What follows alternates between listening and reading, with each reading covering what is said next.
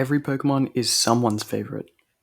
With how popular Pokemon has become since its release in 1996, I believe this statement holds more value now than it ever has before. But with how many Pokemon there are, so many get swept under the rug, forgotten about, or are universally hated. Monkeys, I'm looking at you.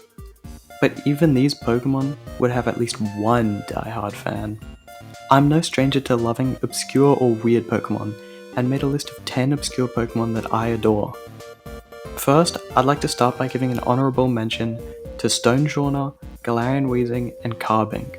Stonjourner and Carbink are both sentient rocks that I like a lot and can't pinpoint why exactly, but Galarian Weezing isn't obscure enough anymore due to its performance in competitive play with its ability, neutralizing gas. These three I think are neat, but they don't make it to my personal list.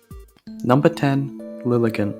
Introduced in the Generation 5 games, Lilligant is a pure Grass-type Pokemon that can only be female. Lilligant gets outshined by its version-exclusive counterpart, Whimsicott, due to its better ability and typing, making it a much better support Pokemon. Lilligant got a very nice Hisuian version, a much-needed buff, giving it the additional fighting type and expanding its move pool. But I personally love the floral aesthetics of both forms, and the shiny is gorgeous. The flower on the head swapping colour is something I hadn't noticed until making this video too. Number 9, Reuniclus. Just look at this little homunculus. Being based off cellular division, the evolution line is just pure odd, perfectly suiting the psychic type. One gripe I have with this Pokemon is that all its Pokedex entries state it uses psychic power to control its arms that can crush boulders physically, yet has an attack stat of 60 points lower than its special attack. It states physically. But luckily, Reuniclus is a very good Trick Room Pokemon and has a very good niche in competitive play.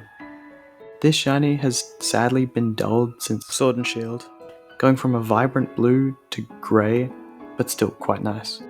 Number 8, Ribombee. I only have one reason why. This Dragon Ball Z ass move he's about to use, bro. Light that burns the sky. Ribombee, please survive, please. If this Ribombee actually survives this shit, gold status, gold status. What is going on right now, man? Ribombee, please don't kill it, bro. Oh my god! Is that a spirit bomb? It might be good though. Ribombee! Number 7, Sigilyph. I have no clue how to pronounce the name properly, and I'm not gonna try, as this is how I've been saying it since I was 10. Sigilyph is one of the Pokemon I used in my first ever playthrough of my first Pokemon game, White version 2, and only got replaced after I got my first legendary.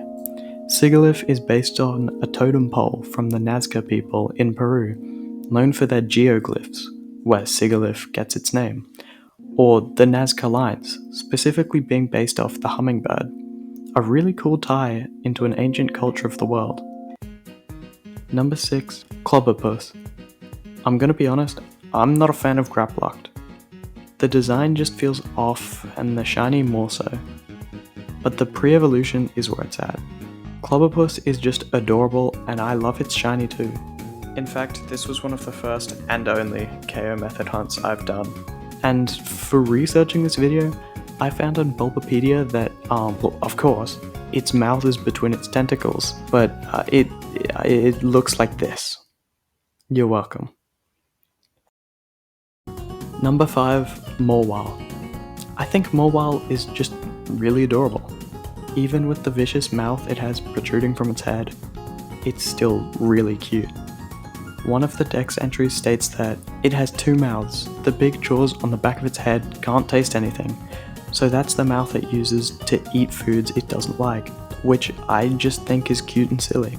But the other ones all describe it as an untamed beast, but it's not doing much with an attack stat of 85. Mawile's mega form, personally, just makes it even more adorable. Number 4, Lurantis. To quote Dr. Doofenshmirtz, if I had a nickel for every pure grass type on this list, I'd have 2 nickels, which isn't a lot, but it's weird that it happened twice, right? Lurantis is just super cool and cute. Praying Mantis is such a cool bug, and Lurantis being based on them, yet not adopting the bug type, has always baffled me, yet is quite beneficial, as otherwise it'd have a quad weakness to fire. I love the fact that it's wearing pajama pants, and the shiny is really nice. A very, very cool Pokemon. Number 3, Phantom. This grass and ghost Pokemon is just pure adorable if you ignore its really sad backstory. Its design is just really cute, and for a ghost type, it's perfect. The shiny becomes a gorgeous birch tree stump, and I'd just love to have this little guy around. Number 2, Clauncher. Clauncher is a little blue pistol shrimp, not the blue lobster. And I don't know why, but the design is just super cute to me. But the real reason I fell in love with its design is the shiny. I love the orange with blue and white accents. It just really tickles my brain. Clauncher swims backwards by shooting water from its claw, and something silly Bulbapedia states is that Dreepy apparently bite Clauncher, but don't feed on them, as this was a behavior it carried from when it was alive. I just think both of these are really silly. Now for one of my all-time favorite Pokemon, number 1, Corsola. I love Corsola so much. I've always had a fascination with marine life, and especially reefs. This little coral Pokemon just has the happiest face, along with the vibrant pink and contrasting grey underside, and its shiny is just as vibrant. One of my favourites in the entire game. Sadly, from each of the newer generations, it's just been miserable for the adorable coral creature. In Alola, they have a natural predator, being another one of my favourite Pokemon, Mareanie. In my experience dual hunting these in Sun and Moon, it was really cool having Mareanie only spawn in SOS chains with Corsola. And sadly, even worse, in the Galar region, a whole Corsola population all perished and made a whole new species. But I guess I should be glad because it means new Corsola variants and shinies to get. But come on man, why is it so sad? These are just 10 obscure Pokemon that I really love. For those of you who made it this far, I really appreciate it, and give my wholehearted thank you for listening to me yammer on about fictional monsters. Have an amazing rest of your day, and I'll see you next time.